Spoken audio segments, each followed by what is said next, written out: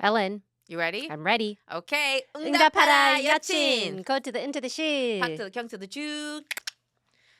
Oh, Jane, did I tell you about these soju earrings I got? I've been noticing them. They look so Yes. fun. But what was funny is that when I wanted to buy them, I accidentally bought the what do you call it? The clip-ons. And I was like, oh fuck. So I had to go back and be like, know they made oh my God. clip-ons. Yeah, I need to change these Yeah. out.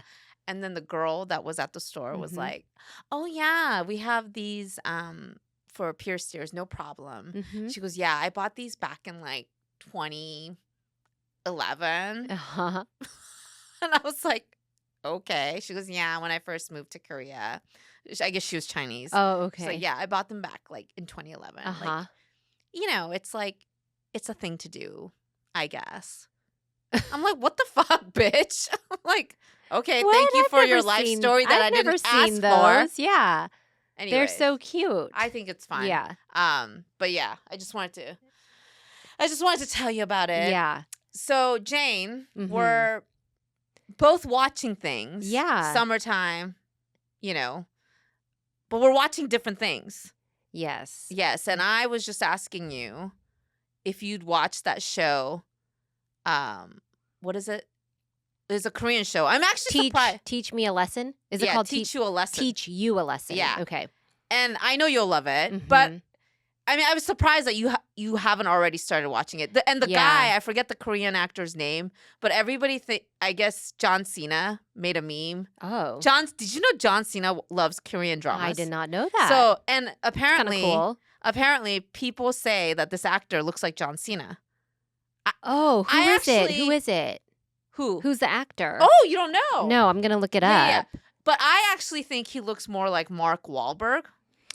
Oh. And he does action stuff. Okay. He does action stuff? Well, or dramatic movies. Oh, I can see what Kim Woo-hyul? Kim Woo-hyul. Yeah, Kim yeah, Woo-hyul. yeah. I can see Mark Wahlberg and John Cena. Yeah. But I do It's the forehead wrinkles and just kind of like a masculine face. Yes. And so John Cena has, John Cena also, I think, spoke Chinese and he does a lot of China events. Yeah. Or like, he has a great appreciation for the Asias. And then he was talking, people pointed out that this actor reminds them of John Cena or whatever. And he watches the show. Oh. And he was greatly honored by it. So he made a meme like, oh, do we? Yeah. Because I take it as an honor. It was very cute. It was very cute. And the role is very much like this Avenger squad that takes on cases of school bullying that is wreaking havoc in Korea, which is real. Yeah. Is it more like webtoony? Is it more fun or is it funny or serious? It's a good balance. Lighthearted. I think it's a global hit. Okay. I read the other day, like globally, it's doing so well that it's like ranked number 7 in the world. And yes, it's a good balance of fun, serious, but also very much fantasy. Yeah, because the reality of Korean schools, all the things that have come out in the news, it's very terrifying. I mean, one, the highest rate of suicides is found among like high school students, right? Getting into their dream school, Sky being the top. And it addresses all the bullying incidents that have surfaced lately. I mean, with the dramatization of Glory, which was actually based on real bullying incidents, right? Right. But it's feel good in that it takes accountability. The squad seeks out these bullies, seeks out these abusers, and really addresses like you have to take accountability for the actions that you have inflicted on others. But the reality is no such squad exists. Such, and this is the premise of the show is that this is a government-funded group. And it feeds, and this is where Korean fantasies about Korean dramas that I find so frustrating because the reason people are eating this shit up It's is because that it's not the reality. yeah, but they fulfill this fantasy. Yes, This is the Korean fantasy of like, the what oh, if. Yeah. what if we could take action? Mhm. What if we could actually do something legally to punish these, terrible incidents? Yeah. But that will never see the light of day. So Yeah. they address the fact that these rich parents pay shitloads of money through the school and get their ways. They also show parents bullying teachers so much so that teachers are also committing suicides because they can't satisfy these overbearing parents. And recently I heard, I don't know if you heard this, but these parents now also get into like fighting with the employers on behalf of their children. That's crazy. Right. Yeah. And so it's so gotten out of hand. Yeah. And this show is popping off because it's feeding into a fantasy that all the Koreans recognize is a problem. And that the fantasy is that there's a solution. But there is no solution in sight. And it's more infuriating to me. Right. Like, it's feel good while you're watching, but there's nothing close no to resolution. that. Yeah. And I don't know how the Korean people turn can it off, enjoy. and then you have to face the reality of, And, like, can you imagine being one of these, like, victims watching a show like this? And there is no recourse for you in real life. Right. Well, I heard the writer of The Glory, the drama The Glory, a few years ago talk about why she wrote this drama. Yeah. Was to shed light on the issue and to give victims that satisfaction of this notion of revenge. And that took quite like a dark, right, and very extreme measures of revenge and vindication for victims of bullying. I guess. But I mean, I think there's always been an element of Korean dramas and shows that offer that escapism and that fantasy. Yeah. For, these problems that have existed for ages. I guess Glory I found a little bit more satisfying because I could believe that a person, right? Because it was not government. Yeah, exactly. So that like fantasy that. was more real to me in the sense that this one individual Personal decided, vengeance, you know what? Yeah, I'm gonna I'm gonna use all of my life to get these people back. Like that was more realistic to me. Yeah. Than this government-funded hero group. Yeah. That goes into schools and tackles each problem. Right. It was more infuriating. Like, you'll never do anything like this. Yeah. And to feed the Korean people that this could be done. It's probably a global hit because it's a problem everywhere. True. It happens in American schools too. And so many times, I think the frustration here is privacy is king, right? And so you can't talk about like what is being done with certain students or whatnot. Yeah. So a lot of times, if a parent makes a complaint about something that happened or a conflict between your child and another child, like it may look like that the school is not doing anything because they can't discuss those matters with other people, right? And and there are a lot of checks and guidelines and principles in place that, whatever justice or resolution that you might be seeking might not come right away and stuff. It is a fun thing to think about. Like, what if there were this team of Avengers that just, go to each school and I know. Yeah, execute justice. But, yeah. What are you watching? We've been watching, so we're still on a big Michael Jackson kick after we took the kids to watch the movie.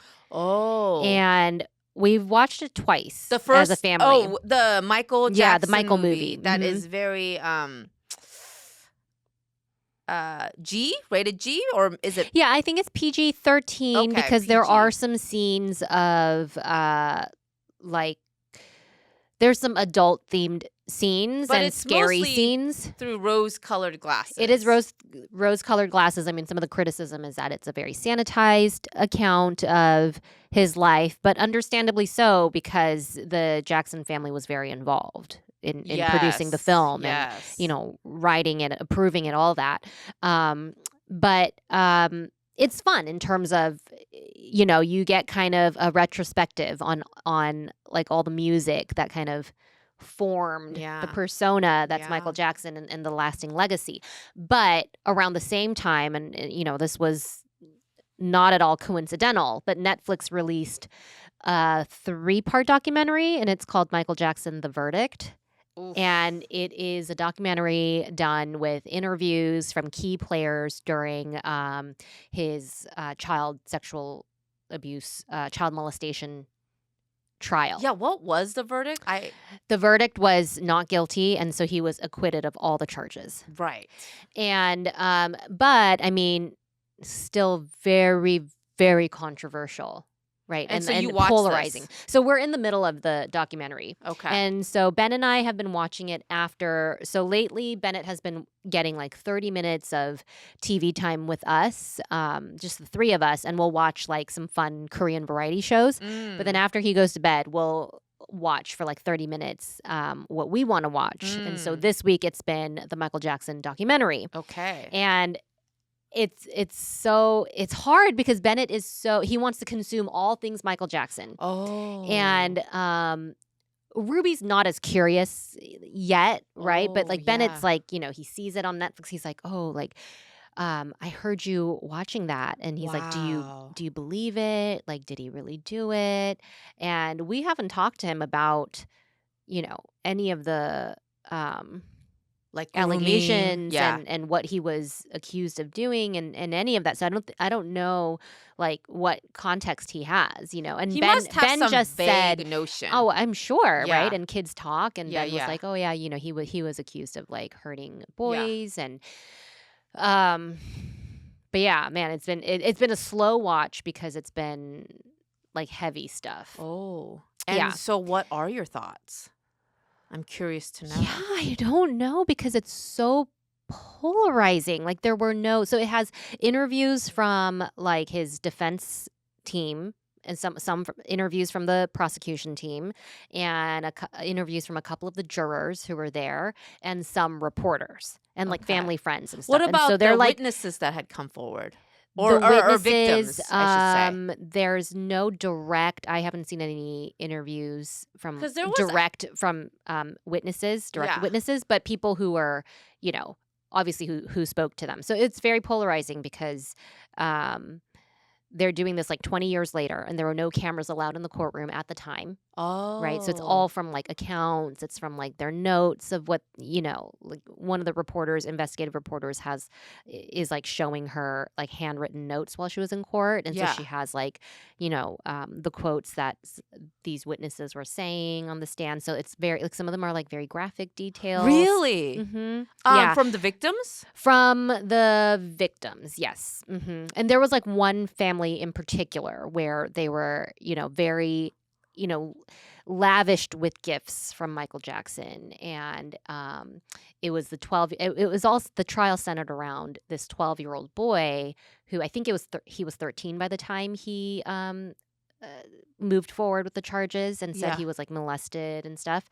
But then they also show like videos of the family saying all these glowing things about how much they love Michael and that he's never done stuff. And then like in the courtroom, like they change their tune. So it's very polarizing, in terms of it doesn't lead you to, make conclusions either way, but gripping nonetheless. And so it leaves you more questioning. Mm-hmm. Yeah. So it's in a way, like more unsettling. More unsettling, yeah. But I would say it kind of leans to making you think he is guilty.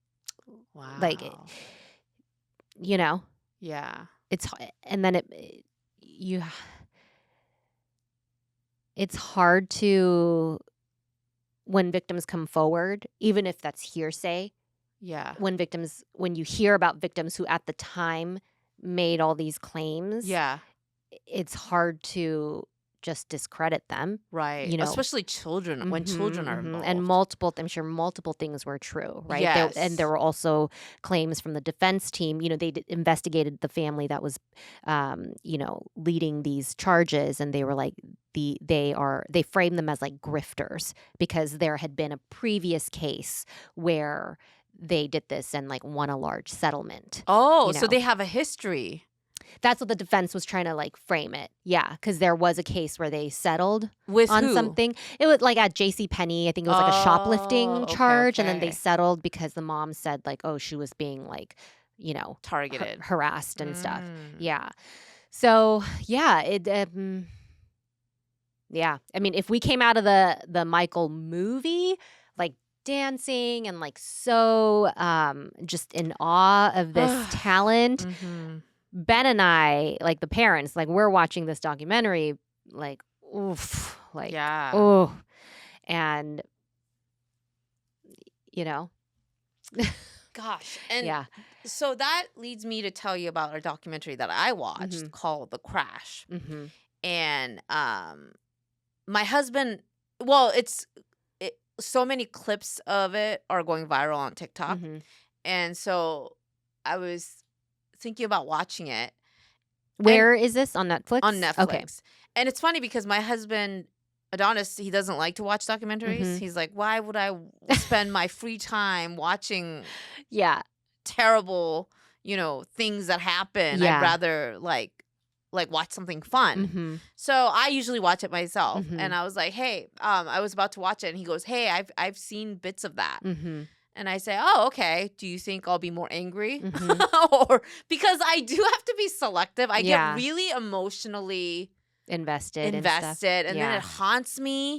So I have to be selective about what I watch. Yeah, totally. And so I was like, do you think I'll be like mad? He's like, well, it sounds like from what I've seen, people were mad or more upset. And I was like, okay. But then surprisingly, I decided to still go forward because I got curious. And it's about this girl that crashes into a building or a wall, like full on, over 100 miles, with her boyfriend and with a friend, 2 guys, and they both instantly die. Oh, my God. And she survives. Okay. And she's got broken bones everywhere, but she survives. And she's recovering. Crashes because she's under the influence? So that's the big question. It's like, the intent or the... Yeah. It was their intent. Okay. This couple, the 17-year-old, I think at the time, or 18-year-old at the time, and her boyfriend had been together since middle school. And it was a very, like, they were the couple. Everybody knew they were in love together, but... people say no, actually he was trying to break up with her. And there's videos and text messages that come out like, if you ever break up with me, I will kill you myself. Oh my God. Very and then she's like, well, that's just what kids are, dramatic, that's how we talk, it's not real, going back and forth. But the question is, was she under the influence? No alcohol found in her. But this girl was always smoking weed. Like, and her parents, her crazy fucking parents, would be like, well, if there's any drug, if they're going to do drugs anyway, I would rather provide them with weed. So they were like actually giving it to her. Yeah. And she reminded me of the girl, remember that Cash Me Outside girl? That kind of vibe. From Dr. Phil. Yeah. And just living like, living her life for the social medias, posting all the time about, just that kind of like, I'm cute, I'm always smoking, blah, blah, blah, right? But And also she would get into shrooms. However, they did the testing and they found no drugs that would alter her state of mind. And the evidence was that someone would have to intentionally step on the gas and go full. It would take like full on at least 5 minutes of just full on going full speed to crash intentionally. So like, did she do it? Was this, and she got guilty. I found it very satisfying because she got found guilty. Yeah. And after she was released, before she got the guilty, I mean, right? Like, the families didn't know if she was a victim or if she was someone that they should. Initially, one of the family was like always hanging out with her, like trying to comfort her. But as time went on, it started to reveal like there were cracks in that. It was a very volatile, toxic relationship. The boy seemed to be trying to get out of it. And so, you know, all the questions, but ultimately she's serving, I think, a life sentence. Yeah. Oh. I found it very satisfying because from what was shown, I think what happened is that she's one of these. I mean, what did they say? Kids don't have a fully developed brain till like age 25, right? She did seem to be very emotionally manipulative, and she would get on very volatile moods, like, are you gonna leave me? You'll be dead before you leave me. Like, on such a heightened emotional state. So I don't think it was like she set out to murder this boyfriend of hers and a friend who just happened to be in the car. But I could see in a moment of where she wants to have the upper hand that she might have been speeding to like to put the fear in them. Yeah, and then like made a mistake or like lost control. How terrifying for as a parent. But there's all these like, because she's pretty, there's all these fans that are like, release her, she's innocent, and she's living off that high. And she's, even though she's in jail, somehow she has access to makeup and all these things. Like, she's under the impression, I think she's gonna get out, but she's already been served guilty. And I guess I don't know if, and her parents also seem delusional. And they're getting money from fans. So it's like, and this is not helping at all, this documentary. Right. Yeah. I mean, because the notoriety is going to... notoriety. It's building. Building. Yeah. This is exactly why. It's increasing their fan base. Yeah. Yeah. So, and it's talked about, and that's how I found out about it, but... It's like that Anna Delvey, you know, that influencer grifter. Oh, my God. Yeah. She made a whole career out of it. Right. So, yeah. Oh, man. I recently watched, I can't remember the name of it now. It was a cult documentary, which I love. Is it that TikTok cult? No. It wasn't the TikTok cult. But it was Korean? No, it wasn't Korean. Oh. It was in Mormon. It was a Mormon cult, like an offshoot. Cult. Yeah. I still haven't watched that influencer mom Mormon, Ruby. Was her name Ruby? She was starving her children and stuff. Do you remember that? Oh, yeah. I never got... Blake said what? Ruby Rose? Yeah? Okay, he thinks so. I don't know. Trust Me, the False Prophet. Trust Me, the False Prophet. Oh. That's what it's called. It's a 4-part series on Netflix. Okay. And it's like a cult Huh? Gypsy Rose. Okay. No, that's another person, Blake. Gypsy Rose is the woman that killed her mom. I thought Gypsy Rose was the one, the mom had that disease where she's like... Yeah. Yeah. Munchausen's I'm syndrome. talking about the mom who. There's so many. Well, anyways, Isn't this that so documentary. Sad? There's so many. We're getting the names mixed up. Yeah, I mean, there's a lot of influencer mom killers. Killer of moms. Yeah, like, why are we trusting influencers? Because they have always more and more come out that they are not the worst, trustworthy, and it's almost like it's a cult. Like they gain like a cult like following, because they have such easy access to the platform, right? And so, but anyways, this documentary that we watched recently on Netflix called "Trust Me, the False Prophet." It's fascinating because they have hours and hours of footage, because there's a filmmaker who was part of a cult herself and came out. And so she has this motivation to help other people in that same situation. Okay. But she made this documentary? She didn't make it. I mean, like, she contributed a lot because Netflix made the documentary, but it's and she's in it. She's in it. Okay. Yep, and it's her story. Oh, it is her story. It is her story, and like she was like she and her husband were like main drivers of bringing this to light. Oh, and they eventually, this cult leader got But it's a Mormon arrested. group. Yes. Okay. Well, I think they were part of the Mormon church. Okay. And then like they went with this guy who said he's like the new prophet, and so he gains like this very loyal following. Okay. But turns out that he was, sexually abusing like these women, like young women. But the way he did it was by getting women and their mothers to like live with him as part of this community. And so it was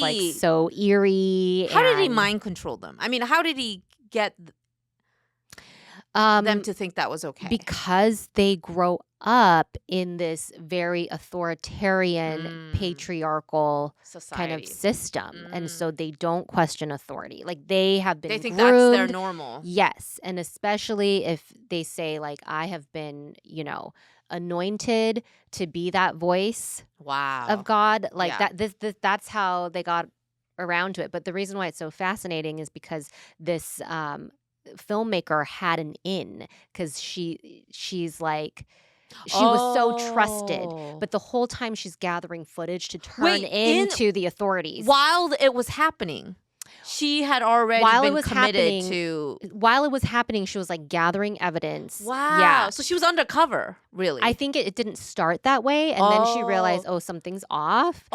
She became a whistleblower. Yeah. And then it became increasing. And she was like conflicted too, because she had gained like just this trust from the women, but she needed like one of them to come forward and like admit to the abuse that was happening, so that, because she like blew the whistle like long ago, but the cops kept telling her, we can't do anything. Like there hasn't been any crime done. So if you have one of them who like admits to something happening, then we can use that. But we have nothing, like no hard evidence to press any charges. But she just made this like her life's work. And it's also a very satisfying documentary. Because, really? Okay, I need that. Yeah, but it's like a slow burn. But if it has a satisfactory end, I can sleep at night. Satisfactory, but I mean, horrendous. We watched it when we were jet lagged. So we were like up early and we were like, oh my gosh, this is so gripping. Wow. Yeah. And what made her, that filmmaker, realize, okay, because you said she started out like just being part of it. She was abused herself, and manipulated as a member of a cult, and was very, made to do all these things against her will and like threatened and stuff. And so she really wanted to understand. Then she has her credentials. I think she got her doctorate in like cult psychology and stuff. And so using that, she really wanted to help victims. Wait, but when she came with this cult, right? She already had those credentials and knowledge. Okay, so she already had an awareness. So she knew how to kind of approach them, and she did it through like flattery with that cult. The cult leader himself would like welcome her in because to he their was house. under the impression that they were going to get like a wonderful documentary or something. A profile on you documentary and talk about the great work that you're doing. So she went I mean, she did go with the undercover. But what do you mean she didn't start that way? When she knew that there was something concrete like abuse happening, then she was like, oh no, we have to like report this. Yeah, because I think at first it was just like, oh, I want to understand the cult mentality. Interesting. Yeah. That switch that you have to do. And they have to continue this. They had to do it, like they had to continue doing this, like going to film and like do interviews, knowing that, they still didn't have like that smoking gun to take to the authorities. Wow. Yeah.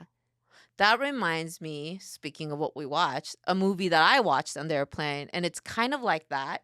This it starts out as this the movie, it's a Korean movie. Started out about, gosh, now I don't want to, I think you'll like it, so I should let you watch it. Starts out with a man that's blind, and yet he makes great engravings, like the stamps. Okay. And he becomes famous, and he becomes sought out, and so this, and he's a single dad, and so this documentary starts out as, how did you manage? You're a blind man, and you become this like sought out artist now, and you manage to raise like a wonderful son, and who's helping him with the like managing his fame and I guess like publishings and stuff. And so that's how the movie starts. And then as the story unfolds, there's more to this glowing. Everything is about an expose. Yeah, beneath the surface. Yeah, there's never... It's never what it seems. Yeah. The one person... Okay, if you were to think of a one person who is still through and through good and makes you believe in humanity still. And God, like, if it would break me if this person was... Are you talking about a Korean celebrity? No. Okay. In general. Like, in general? Like, all these happen, right? Cosby, and you're like, ugh. And then you have to, like, okay, I still need, like, to believe there's still good in this world. The one person for me is Mr. Rogers. Oh, okay. Yeah. You were so tense, Jane. You were, like, worried that I was going to drop the ball or drop, like, some weight on, like, an expose. No, but if anything came out, I mean, Mr. Rogers, rest in peace. But, like, if someone dug up something on I watched his documentary too. Wasn't it good? Yeah, it was. It was. Okay, that man is profound goodness.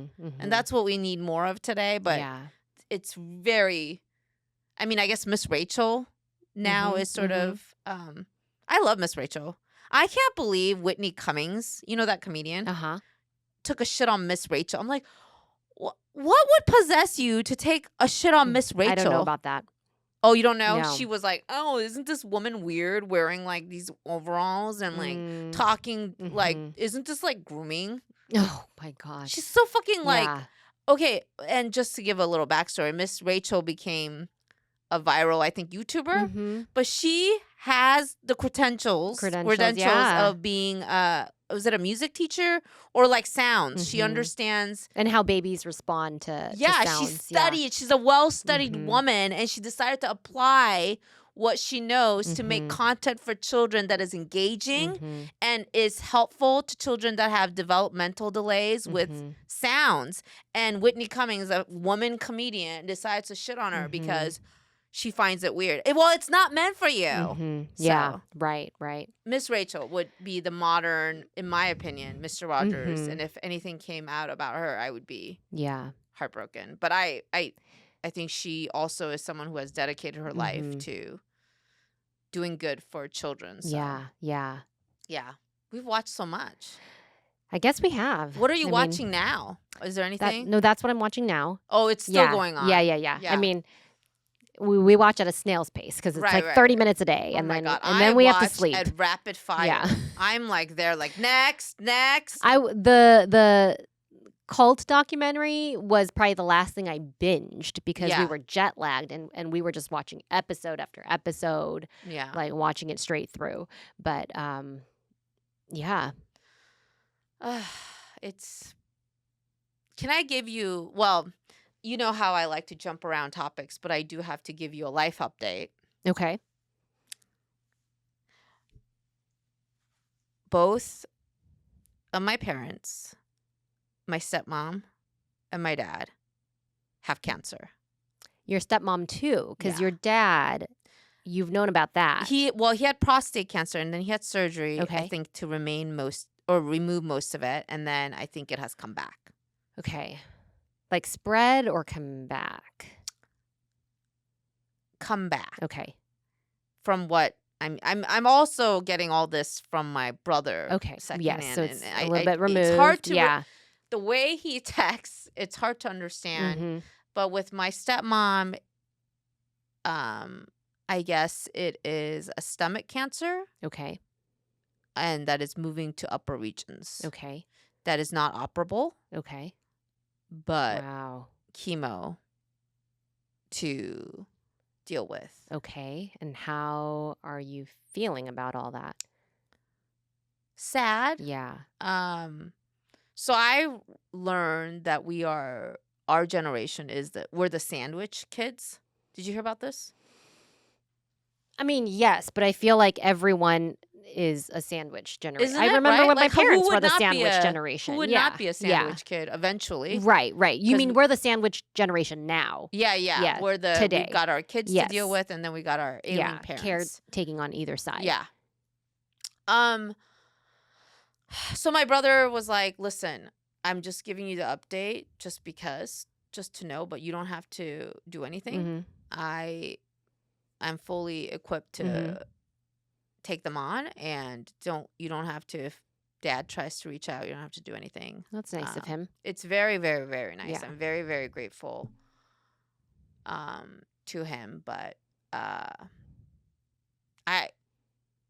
it's sad. Yeah. I didn't want anything bad to ever happen to them. Yeah. I wanted them to peacefully live with my brother. Mhm. I wanted them to enjoy being grandparents with Mhm. my brother's kids. Mhm. Now he has 2 Mhm. boys. So I wanted them to live fulfilled, happy as best as they could in the remaining years without any drama with me. Mhm. Because I just can't. Yeah. But yeah. Hmm. I don't know if I am going to be behind the scenes, like, supportive as much as I can be, like, Yeah. whatever my brother needs. Mhm. But in terms of, like, actually meeting with them or something, I don't think yeah. Yeah. It's a lot because you're faced with all these questions. Like you wanted to cleanly just kind of go about your lives and just you had accepted that they're not, like they're not central figures to your life, nor do they, kind of influence or affect what you do Yeah. day to day. And then now you're faced with, I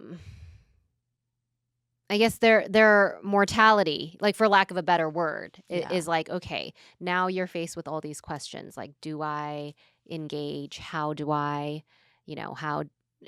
how do I involve myself if I do? So those are like really tough questions. I think that, especially, going back to my issue with, like, shows romanticizing Mhm. fantasies of, like, what accountability looks like, what resolve looks like. Mhm. And me living in reality, I don't think that there is this, I think a lot of people think with death. There's always, everybody has that vision of, like, sitting at someone's deathbed and Mhm. making a happy or ending that draws conclusions. Mhm. And I just think that's, like, for the movies. But in real life, I know that I can't sit there with either of them and give them a fake or not truthful, sugar-coated. I think that's what they might seek from me. Yeah. I just cannot. And it's not me being resentful. It's not me. I just want to live my truth. Yeah, that's not true to how you feel and want to engage with them. I think that's okay. And because I can't give them what I think they will be seeking, this is what's playing in my head. I would rather just not see them. And so many people have opinions about like, oh, you'll regret it, don't you think? I don't know. I feel like you can't think that. Right. Honestly, I can't think that. Yeah. I feel like I've buried my parents so many times and now I'm at a place like I hope they go in peace. But that peace can't be manufactured by me. I won't play a part in that. I am so with you on that 100% because I do not want to do anything that my heart is not into or authentically. You know what I mean? Like, yeah. I have friends who deal with their in-laws and, they'll tell me the truth, but like what they do with them is like so different. Like they'll do all the things, they'll do all the motions, and they'll get all the praise and affirmation. But I'm like, behind the scenes, this is like what you were feeling. And you did it out of like obligation. And I'm like, I can support some of that and I can do some of that for myself. But I'm so beyond doing things just because like arbitrarily, culture or society says this is, if this, then you do this, this, and this. Like, no. Even in that show that I was telling you about, there's a scene. Teach you a lesson. There's a scene where, so the mom is driving her son to near death because she wants him to get into med school. And not just med school, but like Seoul med school, the top med school in the country. And she's driven for him to succeed in that way because her husband is treated, in her eyes, and her in connection to him, treated secondary because her husband's brother is a doctor. And her husband works for his brother. But he's not a doctor himself, right? He works at the hospital, I'm guessing, like maybe as an office worker or whatever. And she always feels like they're treated as less than because her in-laws only dote on the brother that's a doctor and not her husband. And because of that, she's like, you, our son, you have to like right this wrong and you have to become a top doctor and go to this. And so this kid is pushed from this young age but he just can't seem to cut it at the mark where he's supposed to get into this program. So then she starts giving him drugs. Oh my God. Yeah. Like ADHD drugs, which are banned in Korea. It's considered illegal substance abuse if you don't have that's another issue that they tackle, if you don't have the actual diagnosis. But he's clearly suffering. And she's like, we're so close. You just have to keep going. And then he becomes addicted and he's hospitalized and throughout that drug-induced state, he's miserable. And he repeatedly writes that I just want to die. And so at one point, one of the the Avenger people that are helping him try to see like, hey, if you get to a point, he's like, well, how do I know I'm not supposed to be a doctor? Like, I don't even know anything else about wanting to be anything else. And he says, well, one of the guys says, if it makes you want to die, then just stop. Yeah. If there's nothing in this world, you should be living for things, not wanting to die because of things. So if being forced to take the medical route of becoming a doctor is making you want to kill yourself, then that's not it. So stop. Taking these drugs is making you want to kill yourself. You need to stop. If your mom is driving you to want to kill yourself, you need to stop. But then as he said that, when he said that last sentence about even if it's your mom that's making you want to kill yourself, you can cut her off too. The other inspector is like, shakes her head. Oh. She's like, yeah. He's like, okay, maybe I went too far. And so the guy retracts, okay, of course not your mother. He retracts the comment. And that like felt like a stab to my chest. When he retracted the statement? Yeah. Oh, okay. Like, oh, never mind. That because, you have to do. This is where we draw the line. That's where we draw the line. Korean. Well, I mean, like filial duty. Yeah. Like mom, parents is like God level, right? Like you do not cross that. But as someone, who has cut off, even though it's this fictional show, it hurt to hear that because I will never. And I don't seek acceptance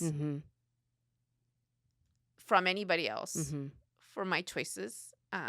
I will live with it. I don't feel proud that this is where I'm at. But I know that I have to live my truth. But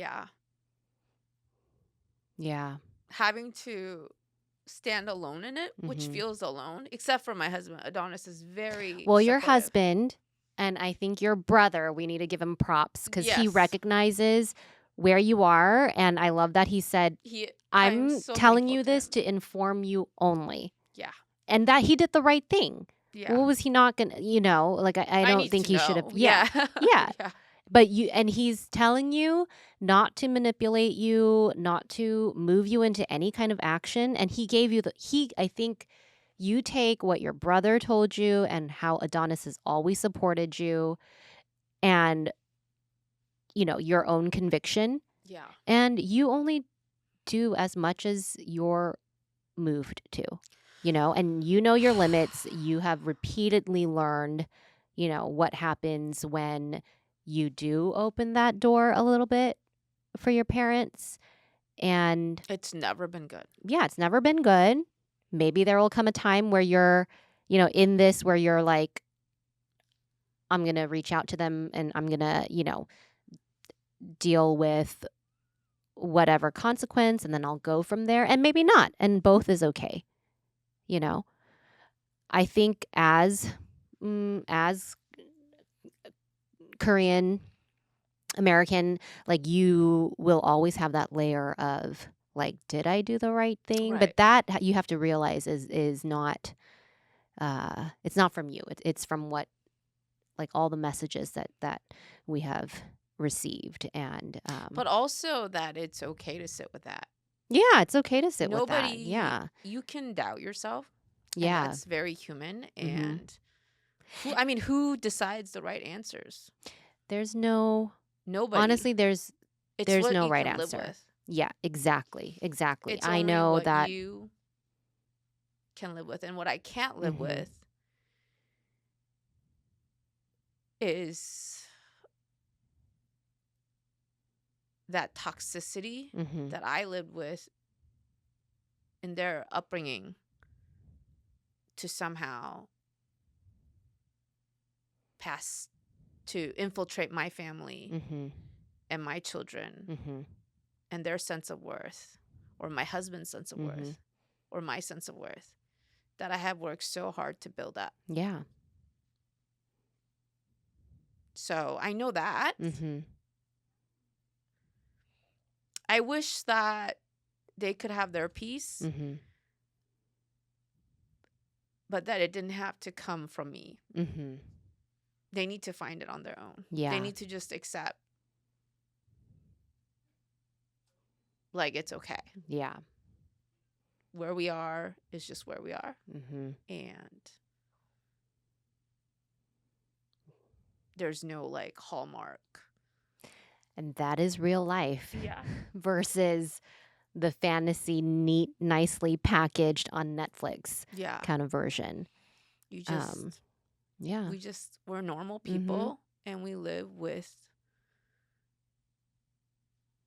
this is us. Mm-hmm. Mm-hmm. So that's the life update. Yeah. Send us, messages on what you're watching, whether it's for escapism or, realism. Jennifer Lopez got some heat. I was just going to tell you that. When I said escapism, it like jogged my memory because she's like, oh, I don't like movies like Nomadland. And honestly, that's exactly what my husband says. He's like, why would I want to? My spare time is so limited. Mm-hmm. Why do I want to sit through these? But I love realism. Did you like that particular movie though? I didn't watch Nomadland, but I did watch another movie that was like literally nothing happens. It's just real life. What is it? But I appreciated it. Oh my God. It's an Italian movie. Vermiglio. Please let me know if you've seen it. It's like a movie during the World War. It's about one family and kind of like northern Italy. And it's very real. Like it's not dramatic at all. But that's what I appreciated about it. There's a movie that I watched. It had the woman from Bridesmaids. Do you remember the friend? Well, the one that there's the main bridesmaid, and she was competing with. Yes, Kristen Wiig, and then what's the brunette's name? Her name is Rose Byrne. Rose Byrne, right? So Rose Byrne recently did a movie, and that's the one. Did it get an Oscar nomination? If I Had Legs, I'd Kick You. Oh yes, I heard about it. I didn't watch it. I watched it. Okay. So and when I was watching, I watched it with Adonis.